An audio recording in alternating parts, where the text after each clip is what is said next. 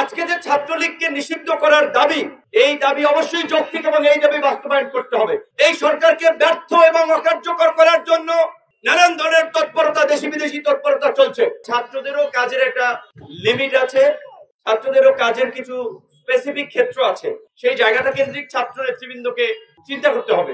আজকে বুয়েটের ছাত্র আবরার ফাহাদকে আমরা স্মরণ করছি, অনেকেই তো মারা গিয়েছে, অনেক ছাত্ররা। আবরারকে আমরা কেন স্মরণ করছি, তার বিশেষত্বটা কি? 2019 সালে যখন বুয়েটে স্ট্যাম্প দিয়ে ছাত্রলীগের নেতা কর্মীরা আবরারকে পিটিয়ে হত্যা করেছিল, এটা বলতে হবে বুয়েটের আমাদের ভাইরা যদি অখুশি হন, আমার বিরুদ্ধে যদি কটু কথা বলেন, সমালোচনা করেন, তারপরে বলতে হবে বুয়েটের ছাত্ররা তখন সাহস পায় নাই আন্দোলন করার জন্য।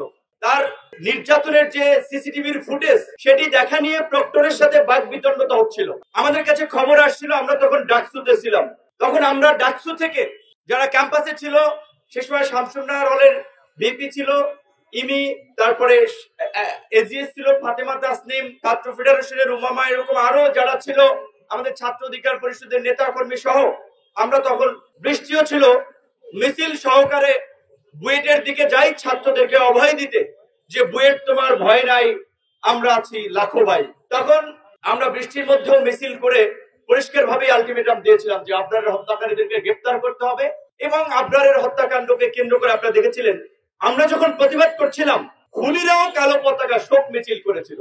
এই যে গত 1.5 দশক না, শুধু তার আগেও যখন আওয়ামী লীগ ক্ষমতায় ছিল, ছাত্রলীগ, যুবলীগ এবং আওয়ামী লীগের যে বেপরোয়া কর্মকাণ্ড, এটা আজকে নতুন না।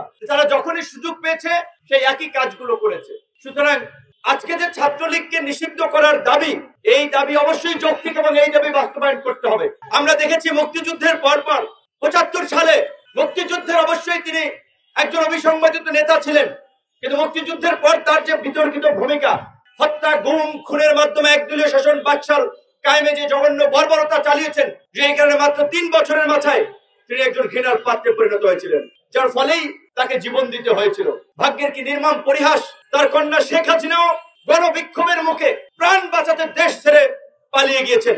এই যে আওয়ামী লীগের যে ফ্যাসিস্ট চরিত্র, এটা তার জেনেটিক্যাল ক্যারেক্টার। সুতরাং 2 বার আমরা দেখেছি আওয়ামী লীগকে আর রাজনীতির সুযোগ দেওয়া যাবে না, যাবে না, যাবে না।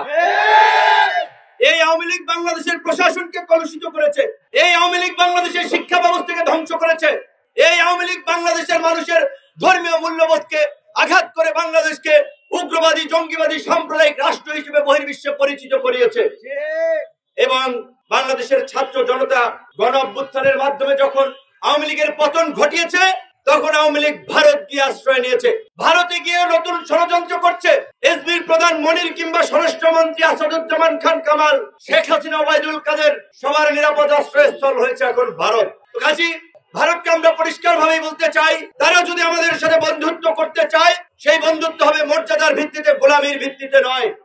আজকে আবরার ফাহাদ ভারতীয় আগ্রাসনের বিরুদ্ধে আন্দোলন, লড়াই, সংগ্রামের প্রতীক। 7ই অক্টোবরকে আমরা আগ্রাসন প্রতিরোধ দিবস হিসেবে প্রতি বছর আমরা পালন করব।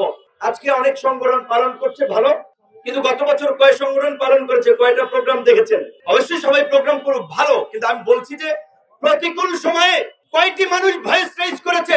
ঢাকা বিশ্ববিদ্যালয়ের ডাকসুতে 2019 সালের 22শে ডিসেম্বর বর্বর হামলার শিকার হয়েছিলাম। কয়জন ছাত্র তরুণকে প্রতিবাদ করতে দেখেছেন?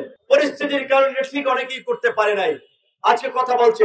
এটি ভালো দিক, কিন্তু অবশ্যই সেটা যৌক্তিকতার ভিত্তিতে সামগ্রিক প্রেক্ষাপটকে বিবেচনা করে মাথায় রেখে কথা বলতে হবে।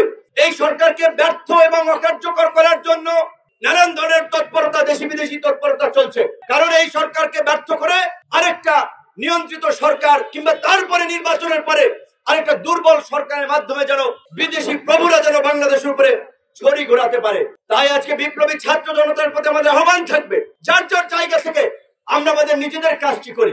রাষ্ট্র সংস্কার, সংবিধান সংস্কার, আইনের সংস্কার, নিজেদের মানসিকতার যদি পরিবর্তন না করি, সমাজের পরিবর্তন না করি, রাষ্ট্র সংস্কার, সংবিধান সংস্কার করে কিচ্ছু হবে না।